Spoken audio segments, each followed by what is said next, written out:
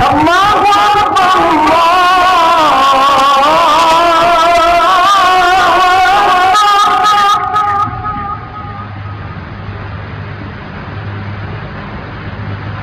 اللہ الرحمن الرحیم۔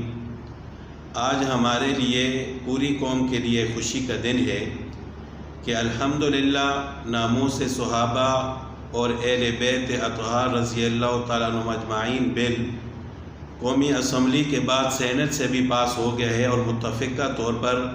منظور کرا لیا گیا ہے۔ اس پر ہم سب سے پہلے اللہ تعالیٰ کا شکر ادا کرتے ہیں اور اس کے بعد ان حضرات کا شکر ادا کرتے ہیں جنہوں نے یہ بل تیار کیا، قومی اسمبلی میں پیش کیا اور اس کو منظور کرانے میں مدد کی، اور اس کے بعد سینٹ میں پیش کیا اور وہاں پر منظور کرانے میں مدد کی اور متفقہ طور پر اس بل کو منظور کروایا۔ تو ہم اس پر اللہ تعالیٰ کا شکر ادا کرتے ہیں اور امید رکھتے ہیں کہ اس بل کے ذریعے اب کوئی بھی شخص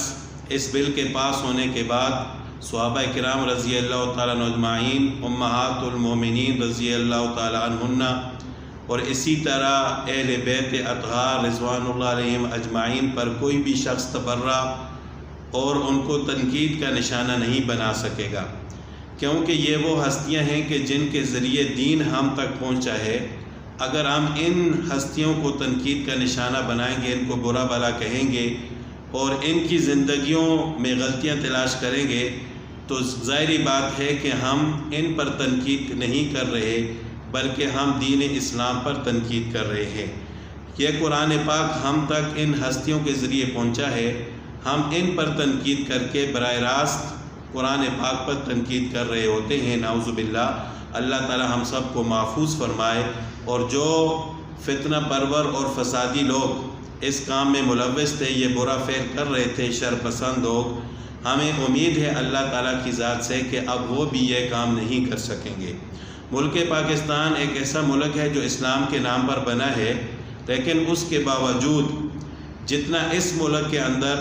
صحابہ کرام پر طعن و تشنیع ہوتی ہے، اہل بیت اطہار کے نام پر، اور اسی طرح امہات المومنین کو برا بھلا کہا جاتا ہے، اتنا شاید کسی بھی ملک میں نہ ہو۔ تو یہ بل پاس ہونے کے بعد ہم اللہ تعالیٰ کی ذات سے امید رکھتے ہیں کہ یہ لوگ اپنے اس برے فعل سے اور شر پسندی سے باز رہیں گے، اور ہم نے یہ جو بل پاس کرایا ہے، اس کے ذریعے ہم نے پوری دنیا کو یہ پیغام دیا ہے کہ ہم پرامن لوگ ہیں، ہم کسی طور پر بھی دنیا میں فساد اور شر کو پسند نہیں کرتے، اور بالخصوص وہ ہستیاں جو خود امن کی داعی تھیں، جنہوں نے پوری دنیا میں امن کو پھیلایا، پوری دنیا میں اسلام کو پھیلایا، اسلام کو ہم تک پہنچایا،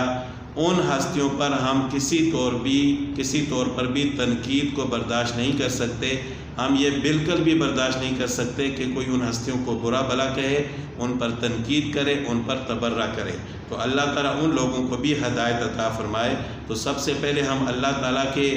ذات کے شکر گزار ہیں کہ جنہوں نے ہمیں یہ توفیق عطا فرمائی، پھر ان لوگوں کی شکر گزار ہیں کہ جنہوں نے یہ بل تیار کیا، قومی اسمبلی میں پیش کیا، پھر اس کے بعد سینٹ میں پیش کیا، اور ان سب کے ہم شکر گزار ہیں کہ جنہوں نے متفقہ طور پر اس بل کو پاس کروایا۔ ہمیں اللہ تعالیٰ کی ذات سے امید ہے کہ اس بل کے ذریعے اس ملک میں امن اور استحکام پیدا ہوگا۔